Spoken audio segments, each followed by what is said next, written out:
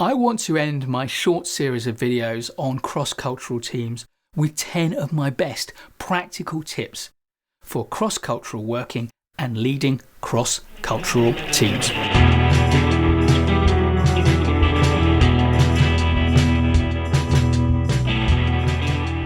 Tip number 1, don't assume.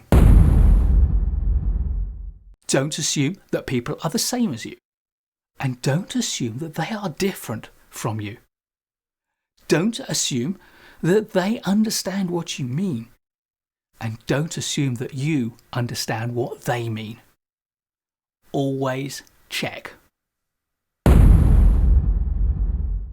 Second, beware of false friends. Behaviours in one culture don't always mean the same as the same behaviour in another culture. Just because you recognise what that behaviour means to you, it does not mean that it means the same to the person that is acting in that way.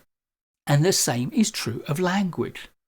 It's especially true when you have a group of languages from the same family, because languages diverge, which means that the meaning of a word in your language may be subtly or even very different to the meaning of a very similar sounding word in someone else's language.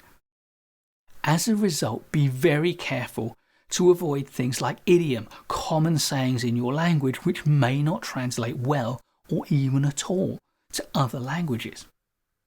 And beware of words that have similar sounding cognates in other languages, words that sound like them, that come from a similar root, but mean different things. Third, most behaviour is rational and well-intentioned. I'd like to say all behaviour, but I do accept there may be one or two exceptions. But the important thing is that sometimes you have to work really hard to understand the rationale, the reason behind the behaviour, and what the intentions really are. Fourth, you don't have to like the behaviours that you encounter, but you do have to work hard to understand them. Fifth, quite simply, get yourself some training and get some training for your team to help you better understand one another's cultures. Sixth, involve your team in setting standards, establishing good practices, and calling out bad behaviours. Number 7, act as a role model. Set the highest standards for respectful behaviour and empowering the people around you, within your team and within the stakeholder groups with whom your team interacts. Number 8, mix people up and deliberately create diverse work groups. Encourage people to share their experiences and to listen to one another to create stronger understanding and to get to know each other better. Number 9, call out and tackle disrespectful language and disrespectful behaviour quickly and effectively.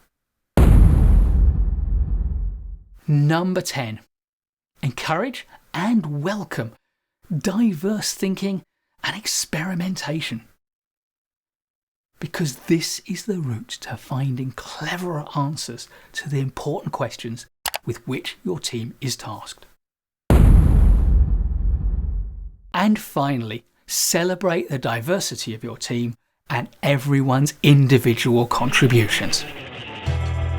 Please do give us a thumbs up if you like this video. There'll be loads more great management courses content to come, so please do subscribe to our channel and hit that notification bell so you don't miss any of it. I'll look forward to seeing you in the next video, and in the meantime, keep learning.